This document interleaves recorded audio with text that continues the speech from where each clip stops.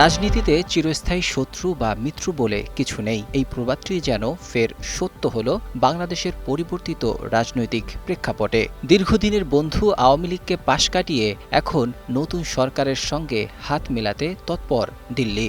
সম্প্রতি পররাষ্ট্র মন্ত্রণালয়ে নবনিযুক্ত পররাষ্ট্রমন্ত্রী ডক্টর খলিলুর রহমান ও প্রতিমন্ত্রী শামা ওবায়দ ইসলামের সঙ্গে সৌজন্য সাক্ষাৎ করেছেন ভারতীয় হাইকমিশনার প্রণয় ভার্মা। এবার নগদে পাচ্ছেন হেলিকপ্টার অফার, তাই কেনাকাটার পেমেন্ট নগদে করুন আর বুঝে নিন ২,০০০ টাকারও বেশি ক্যাশব্যাক সহ হেলিকপ্টার রাইড। পেমেন্ট শুরু করুন আজই। এই সাক্ষাৎটি নিছক সৌজন্যের চেয়েও বেশি কিছু। একসময় যারা আওয়ামী লীগের বাইরে কোনো বন্ধু দেখত না, সেই দিল্লির সুরে এখন ভিন্ন গান। সাক্ষাৎ শেষে হাইকমিশনার স্পষ্ট করে বলেছেন, দিল্লি বাংলাদেশের নতুন সরকারের সঙ্গে কাজ করতে আগ্রহী। আলোচনায় প্রাধান্য পেয়েছে ভিসা জটিলতা নিরসন এবং জনগণকেন্দ্রিক সম্পর্ক। তার ভাষায়, একটি গণতান্ত্রিক, অন্তর্ভুক্তিমূলক ও প্রগতিশীল বাংলাদেশ গড়তে সরকারের পাশে থাকবে ভারত।